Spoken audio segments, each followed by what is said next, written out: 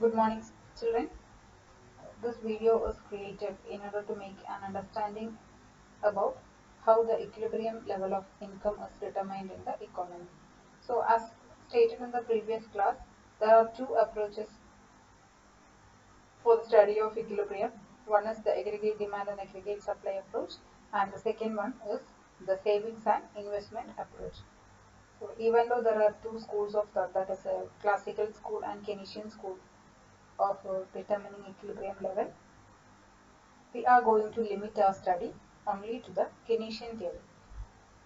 So according to Keynes, the equilibrium level of income in an economy is determined when aggregate demand is equal to aggregate supply, or the level of output and income in the economy is said to be in equilibrium if it is corresponds to that level where aggregate demand is equal to aggregate supply. We know that aggregate demand is given by the equation, or the aggregate demand function consists of consumption expenditure and investment expenditure. These are the two components of aggregate demand, C plus I. So the equation we will write it as AD is equal to C plus I. At the same time, aggregate supply also has got two components, that is consumption and saving. So aggregate supply curve, it will be a 45-degree line and it will be the C plus S curve. All these details we discussed in our previous classes. So let us understand the equilibrium determination with the help of a table and a diagram. So look at this table. So first column employment is given, income, consumption, saving, investment. Then AD, we can find out AD by taking the sum of consumption, expenditure plus investment. Investment is constant at 40. The reason, I think you know the reason. Why? Because in our analysis, we are keeping investment as a constant. That is, it is assumed to be autonomous in nature. It does not it is not related to the level of income. Whatever be the level of income, investment will be constant. So here it is constant at 40. Then AS is said to be the sum of consumption and saving. Here also you can find out various levels of saving associated with different levels of income. So in this table, there is a point at which AD and AS both are equal. So it is given as highlighted in the blue color, that is at equilibrium is attained at the level of income 400. Okay, so this is said to be the equilibrium point where AD is equal to AS. This is the equilibrium condition. Aggregate demand should be equal to aggregate supply. And there are points above the equilibrium point and there are points below the equilibrium point also. So above the equilibrium, aggregate demand is greater than aggregate supply, and below the equilibrium point, aggregate demand is lesser than aggregate supply. So what is the indication that it gives, or what we should understand if we say that AD greater than AS and AD less than AS? What it actually means, that we will discuss later. Let us now move to the diagrammatic representation of equilibrium point. So as we know, along the x-axis we will measure income, output and employment, and along the y-axis we are going to measure the aggregate demand. And aggregate supply curve, as we already learned, aggregate supply curve is a 45-degree line. And aggregate demand is given as C plus I curve. So this is the point. E is the point at which aggregate demand and aggregate supply are equal. So OY will be the equilibrium level of income or equilibrium level of output, and this is the point of equilibrium in the economy. Given the conditions, this is the equilibrium point in the economy. So AD is C plus I curve. It shows the desired level of expenditure. Aggregate demand means it is the total expenditure for the economy, how much the firms, the households are willing to spend. As we consider only two sector model, we assume that government expenditure is nil and also net export is zero. Economy is a closed one. So in that case, aggregate demand is said to be the sum of expenditures that producers or the firms and the households are willing to make in the economy. So point E is the equilibrium point. So here we can read out the implications of equilibrium. E is the equilibrium point because at this point the desired spending on consumption and investment exactly equals level of total output. then OY is the equilibrium level of output in the economy. Equilibrium level of income is rupees 400 crores that we saw in the table. The situation, it is a situation of effective demand. So Keynes used this term of effective demand in order to explain his theory of income determination. So effective demand refers to that level of aggregate demand at which aggregate demand becomes equal to aggregate supply. So this is a 1 mark question. Define effective demand. So the definition is effective demand refers to that level of aggregate demand where AD and AS are equal. Aggregate demand and aggregate supply are equal. So there can be deviations from this equilibrium level. Okay, as we saw in the previous table, the economy can run under these conditions also. Either AD can be greater than AS or AD can be less than AS. So what will happen if the economy is in any of this point that we will discuss here? When AD is more than AS. When planned spending or the aggregate demand is more than planned output, it means that the households and the firms together are willing to spend more than what the firms are willing to produce. Here you can read it. The consumers and firms together, they are willing to buy more goods than what the firms are willing to produce. So what will happen is that there will be a fall in the planned inventory. So firms will be having, or they must have planned for keeping a level of inventory. So now what is happening is that firms and households together purchase both consumption and investment together, they purchase more than what the firms are producing. So there will be definitely a fall in the inventory level in the economy. So now what will happen? To bring back the inventory to desired level, so the firms want to keep certain level of inventory. So now the inventory level is that is it fall below. In order to bring it back to the desired level, firm need to produce more. So the investment will take place, or the firms would resort to increase in employment and output until the equilibrium point is restored. Until AD is equal to AS, firms will keep on producing more and more output. That is, when aggregate demand is more than aggregate supply, or when the aggregate demand in the economy is more, there will be more employment, output and income in the economy until these two, that is AD and AS, are equal. I hope it's clear. Next is the situation in which aggregate demand is less than aggregate supply. So if we move back to the table, here you can see that aggregate demand is less than aggregate supply. So what is the implication that we get from such a point, that is AD less than AS? When AD is less than AS, the firms and the households, they are willing to purchase only lesser than what the firms are willing to produce. Here the firms are ready to produce more, or they are willing to produce more, but demand, aggregate demand is lesser. The firms and households together, that consumption and investment expenditure together, are not enough to meet the production that is done by the, or that is to be done by the firms. So here what will happen is the plant inventory, it will rise. So here firms are producing more, but that much aggregate demand is not there. When aggregate demand is lesser than aggregate supply, definitely the planned inventory will go up. So in order to bring it back to the desired levels, the firm will cut its production. The firms, they will definitely reduce its production. Then only aggregate supply and aggregate demand will be equal again. Okay. So the firms will definitely have a tendency to curtail its production in order to bring back equilibrium in the economy. So this is the case where when AD and AS both are not equal, what will happen in the economy? So more aggregate demand is associated with more level of income, and if aggregate demand is lesser in the economy, what will happen? Firms will curtail production, so employment will go down, income also will come down. So if we want to generate more and more income in the economy, or if we want to generate more and more employment in the economy, it is necessary that aggregate demand should be, should be up to the level, or up to the desired level.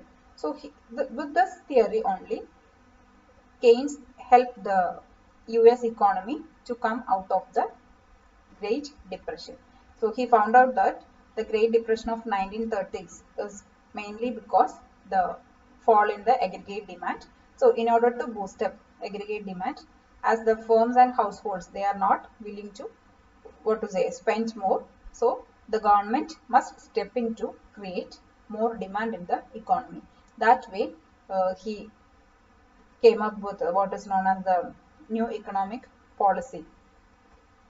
Yes, so with the help of which America, USA, was able to come out of the Great Depression of 1930s. So nowadays also, if we feel that, or if the economy is moving to a situation where aggregate demand is lesser, that is, it is a situation of disequilibrium only. Equilibrium is when AD equal to AS. When AD is less than AS, then government should step in and boost the aggregate demand. So more aggregate demand will create more income and employment and output in the economy. So this is what we have to understand from the Keynesian theory of income determination, that is AD and AS approach.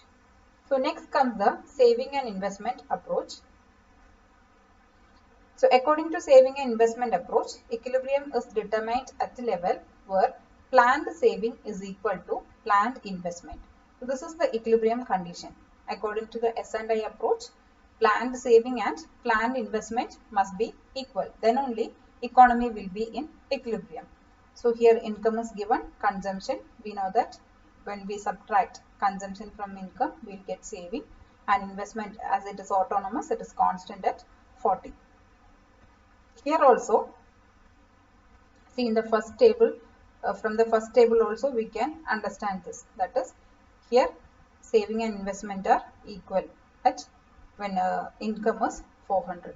So this is the equilibrium point. The same, we omit this AD and AS and we are limiting table income, consumption, saving and investment. These four items we are taking to this column. Okay. So income, consumption, saving and investment. So equilibrium is attained when saving is equal to investment. S is equal to I. And there are points when saving less than investment, savings are greater than investment. So what will happen in these situations, that we will discuss. Before that, the diagrammatic representation of equilibrium point. So here investment curve is parallel to x-axis. We know that the shape of autonomous investment curve is horizontal straight line which is parallel to x-axis. As it does not have any relation with income, we are keeping it as constant. Here you can see, say investment curve is parallel to x-axis. And the saving curve, how to derive saving curve from consumption curve and all, we already learned, right? So see, this distance OM is the same as OY. Saving curve always begins from the negative portion of y-axis, denoting autonomous consumption of this saving part. So this distance must be equal, and the second point corresponds to the equilibrium level. This point corresponds to the equilibrium level of income, that is AD is equal to AS. So at this point, equilibrium will be determined in the economy. So the economy is in equilibrium at point E, where saving and investment curves intersect each other. At point E, ex-ante saving and ex-ante investment are equal. In the beginning itself, we said that all the items we are referring in the ex-ante terms or the anticipated terms, not the actual values. Planned investment and planned saving. That is what is meant by ex-ante saving and ex-ante investment. So at this point, ex-ante saving and ex-ante investment will be equal. Yes, OY is the equilibrium level of output. Again, OY is the equilibrium level of output, and equilibrium level of income is 400. See, equilibrium level of income is 400. And what will happen when saving is more than investment and saving is less than investment? So in the table, there are positions where saving is less than investment and savings are more than investment. So after equilibrium, savings are greater than investment, and before equilibrium, before we attain the equilibrium point, savings are said to be less than investment. So what will happen in this situation? We will analyze. When saving is more than investment, when you save more, it means you consume less. The income that you are getting, either you can consume or you can save. The more and more you save means consumption is lesser. When consumption is lesser, what will happen? Aggregate demand is lesser, or we can connect it with level of aggregate demand also. So when saving is more than planned investment, then inventory will rise above the desired level. What will happen to inventory level? We consume only less, so that inventory rises above the desired level. And in order to clear the unwanted increase in the inventory, firms will definitely curtail production. So firms are tend to reduce the production. So here it is worth mentioning what is called the paradox of thrift. That is, the savings at individual level is said to be good for the individuals. Like if I am saving more means I will have a feeling like my future is being secured, right? So saving at the individual level is good, but what happens if all the people in an economy start saving? If they are not consuming or they start saving, then definitely it will affect the economy in a negative way. That is, firms will curtail production. If production is not there, employment will come down, income will come down. So all the economic activity will be decelerated. So this is what is known as the paradox of thrift. Savings at individual level is said to be good, but when it comes to macro level or for the economy as a whole, savings is not healthy. People need to consume more. Then only consumption is there. Then only production will take place. Further production will be taking place, and the economy, economic activities will flow in the desired level. So that is all about saving more than investment. When saving is less than investment, that is, we are consuming more, planned inventory will fall. Then in order to bring it back to desired level, firms will produce more and more. So savings is less than investment means it will boost up production, or there are chances that production will increase. So understand these, and we will next move on to where this equilibrium level will be. How equilibrium is determined? We understand with the help of aggregate demand, aggregate supply approach and saving and investment approach, and where this equilibrium level will fall.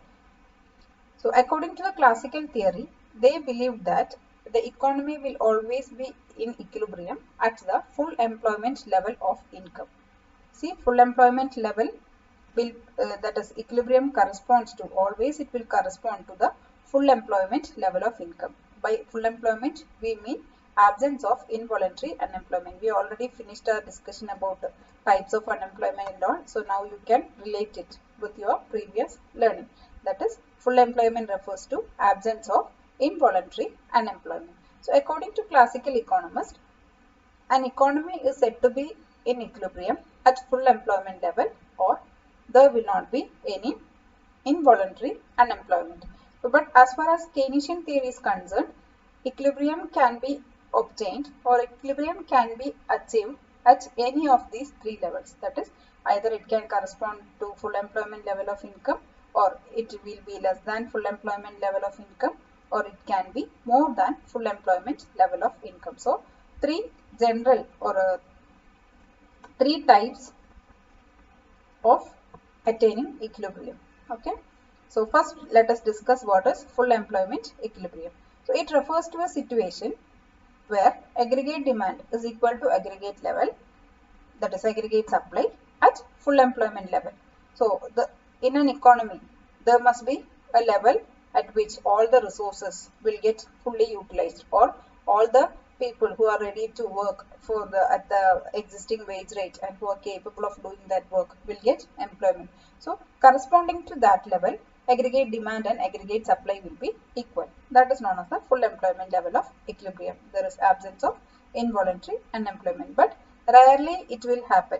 Okay, especially in countries like that is developing countries, what we can see is either underemployment level of income, or in the case of developed countries, it will be more than full employment level. It depends. Okay, so rarely full employment equilibrium we can observe in the real life situation. what we are having is underemployment or over, that is more than full employment level of income. So what it is that we will discuss. So in this diagram, again income, output and employment along the x-axis and aggregate demand, that is C plus I, along the y-axis, 45-degree line. This is the AS curve or aggregate supply. Y is equal to C plus S curve. It is denoted as a 45-degree line, and aggregate demand is given as C plus I curve. So these two curves intersect at this point, point E. So this is said to be the equilibrium point, and equilibrium level of output is OQ level of output. Okay, so this is the full employment level of equilibrium. Explanation to the diagram is given here. Full employment equilibrium, because aggregate demand EQ is equal to full employment level of output OQ. So these two are equal. OQ is equal to EQ. And at this level, those who are willing to work at prevailing wage rate are able to find employment. That is, there is no involuntary unemployment. Just now I explained to you this point. Next comes what is known as the underemployment equilibrium. Less than full employment is known as the underemployment equilibrium.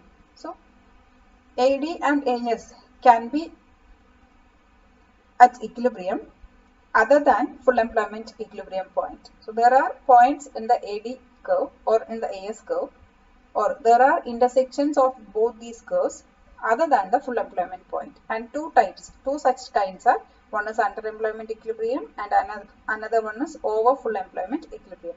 So underemployment equilibrium meaning it refers to a situation when aggregate demand is equal to aggregate supply. See, in all these three types of equilibrium points, the condition is the same. Aggregate demand should be equal to aggregate supply. But the difference is that these two are equal when the resources are not fully employed. This is the only difference. Both AD and AS are equal, but before getting it fully employed, AD and AS will be equal.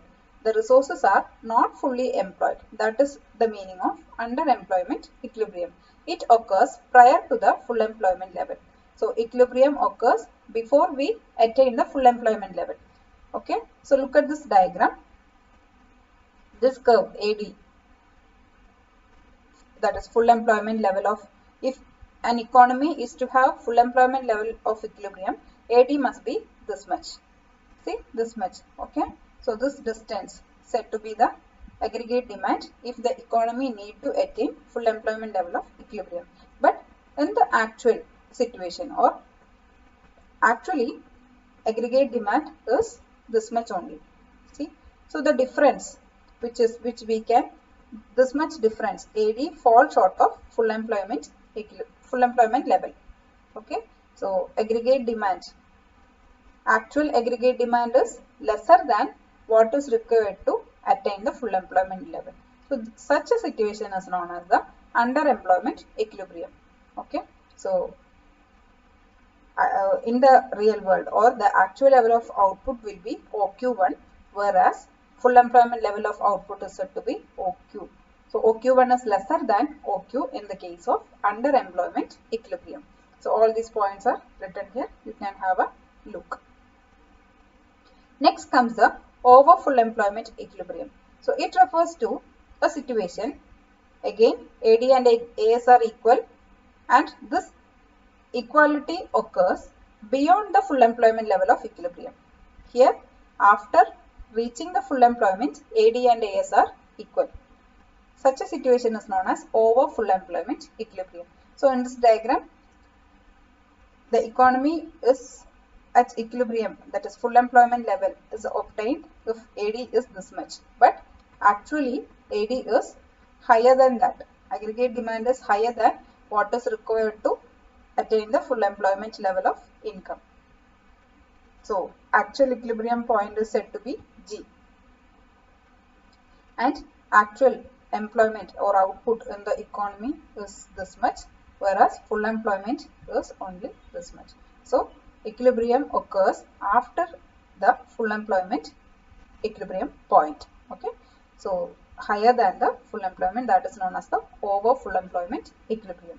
So a 6-mark question, they can ask whether equilibrium corresponds to only the full employment equilibrium point. So the answer is no.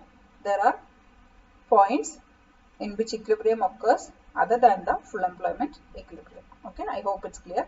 Next, we will move on to the concept of investment multiplier.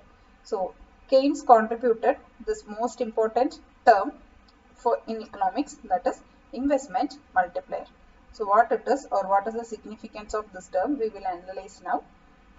The concept of investment multiplier is an important contribution of J.M. Keynes. Okay, and Keynes believed that an initial increment in investment increases the final income many times. For example, if I am increasing the initial investment by 10 rupees, okay, or 10 lakhs, 10 crores, whatever it may be. If I am increasing that is investment by 10 rupees, the result of this additional investment we can observe in the income also. That is, whenever investment increases, income will also increase, but this increase in income will be many times that of initial investment that I made. It is not necessary that if I invest 10 rupees, the income should also be increased by 10 rupees. Not like that, but the ultimate result we can observe in income will be more than 10 rupees. It can be 20 rupees or it can be 30 rupees. So that relationship between initial increment in investment and the final result in income or final increment in income is known as multiplier. So multiplier expresses the relationship between initial increment in investment and the resulting increase in aggregate income. So by what by how much the aggregate income is increasing as a result of an initial increment in investment. That is known as investment multiplier. So here multiplier we use the letter K in order to denote multiplier. K is said to be a ratio of initial investment and the final increment in income. So it is a ratio of increase in national income due to an increase in investment, delta Y by delta I. So an example is given. Delta I, that is initial investment is increasing by 4,000 crores of rupees. Okay, and the final increment in income, if it is observed by 16,000 crores, then K will be 16,000 by 4,000, that is 4. Case 4 means what we should understand from this. If we came to know that multiplier is 4, then we can understand that by increasing investment by 1 rupee, you can observe 4 times increase in the income. Okay, if we are increasing investment by 1 unit, the final increment in income will be 4 times of the 1 unit. Okay, that is the meaning. So how MPC and multiplier are related, that we will see. Relationship between multiplier and MPC. So there exists a direct relationship between MPC and the value of multiplier. These two terms, that is multiplier and MPC, are directly related. So the higher the MPC, higher will be value of multiplier. Okay, so how to derive the multiplier with MPC, that we'll discuss. The concept of multiplier is based on the fact that one person's expenditure is another person's income. So when investment is increased, it also increases the income of people. When a person is investing more, he is creating more employment opportunity, more production is taking place, and more income is generated in the economy. So it is a cyclical process. Okay, so the amount of increased income spent on consumption depends on value of MPC. Yes, how much of increased income we spend on consumption depends on MPC. If higher the MPC, larger proportion of the increased income we devote for consumption. Lower the MPC, if your income is increasing more, you are not consuming more, but less than proportionately consumption will be increasing. That is the meaning of low MPC. Okay, so how this MPC and multiplier are related? We know that Y is equal to C plus I. We can write it this way also. Then delta Y, adding delta on both the sides, delta Y is equal to delta C plus delta I. Then divide both sides by delta Y. What we will get? We will get delta Y by delta Y, that is equal to 1, is equal to delta C by delta Y. This term is nothing but MPC. okay, plus 1 by k. So this we will be getting k is equal to 1 by 1 minus MPC. From this you can derive k as 1 by 1 minus MPC. That is, but if you know the value of MPC, if you know what is marginal propensity to consume, you can derive value of multiplier also using this formula, that is k is equal to 1 by 1 minus MPC, or 1 minus MPC is the same as MPS. We can write it as k is equal to 1 by MPS also.